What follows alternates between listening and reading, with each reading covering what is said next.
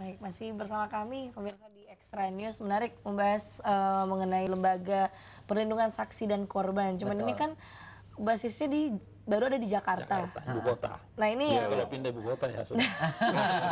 Akan pindah juga ya. pindah juga. Tapi ini kan Pindah juga. artinya masyarakat ini ingin yang pengen dapat perlindungan kan bukan hanya yang di Jakarta begitu ya, di daerah-daerah.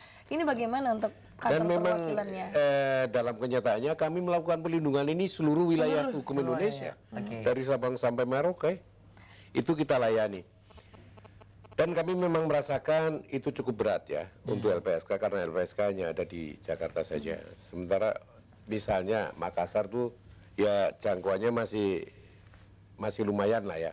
Tapi kalau harus Papua segala macam kan itu biaya perjalanan saja kan udah Cukup sangat besar besar ya. Oleh karena itu kami memang sedang merencanakan akan membuka beberapa kantor perwakilan di beberapa daerah. Makassar juga termasuk berarti. Termasuk. Jadi kami sudah melis, ada 11 yang kami usulkan kepada pemerintah untuk kami mendirikan perwakilan. Oke. Dalam waktu dekat ini atau ada masa tertentu? Karena itu harus mendapatkan izin dari Kementerian PAN dan Reformasi Birokrasi ya. Jadi yang sudah dalam waktu dekat akan kita resmikan itu kemungkinan di Sumatera Utara dan di Jogja. Di Jogja ya. Ya. Oke, Pak, ini karena kita Tapi Makassar sudah masuk list. udah masuk list. Karena itu tadi, karena memang secara kuantitatif dan secara kualitatif tingkat kesehatannya ya.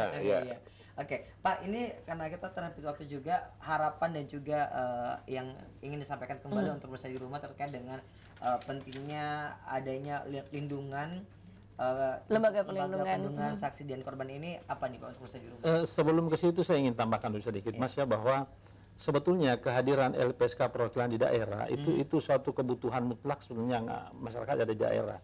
Karena kenapa tadi disebutkan bahwa bukan hanya masyarakat Jakarta yang butuh perlindungan.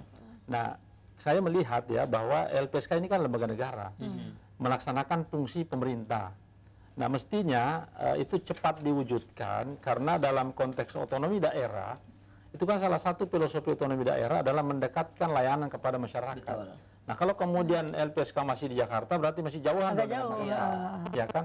Nah, artinya apa? Pemerintah ini juga harus menyadari persoalan ini supaya betul-betul mendorong juga LPSK bisa cepat ada di daerah. Nah, kan seperti itu.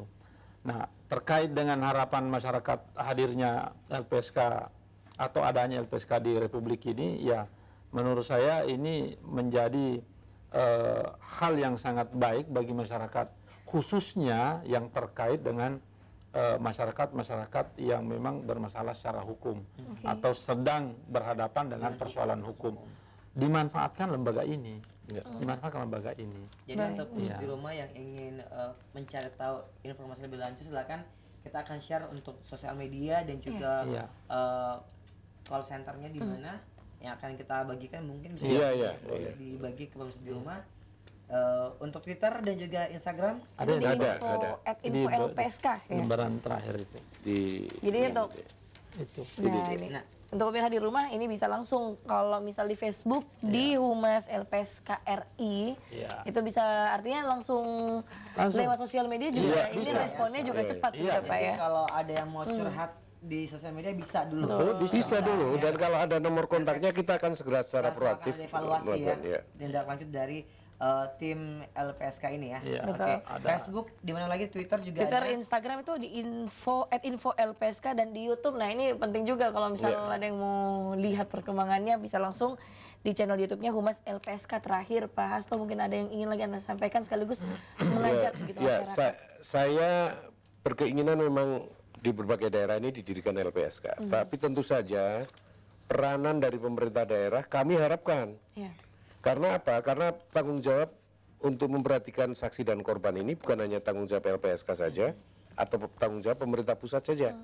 Pemerintah daerah pun dan seluruh anggota masyarakat sebenarnya mempunyai kewajiban itu. Oleh karena itu saya mendorong dengan prinsip-prinsip otonomi daerah, apabila mungkin pemerintah daerah ini memasukkan di dalam alokasi anggarannya, dalam APBD, anggaran untuk memberikan perhatian kepada saksi dan korban.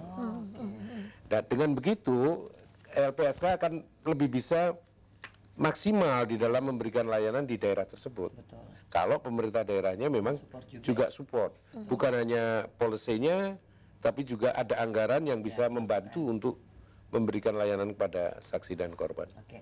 Semoga ini semua bisa terwujud sesuai dengan harapan kita, dan terima kasih banyak buat kedua tamu kita udah hadir di sini dan memberikan informasi yang luar biasa.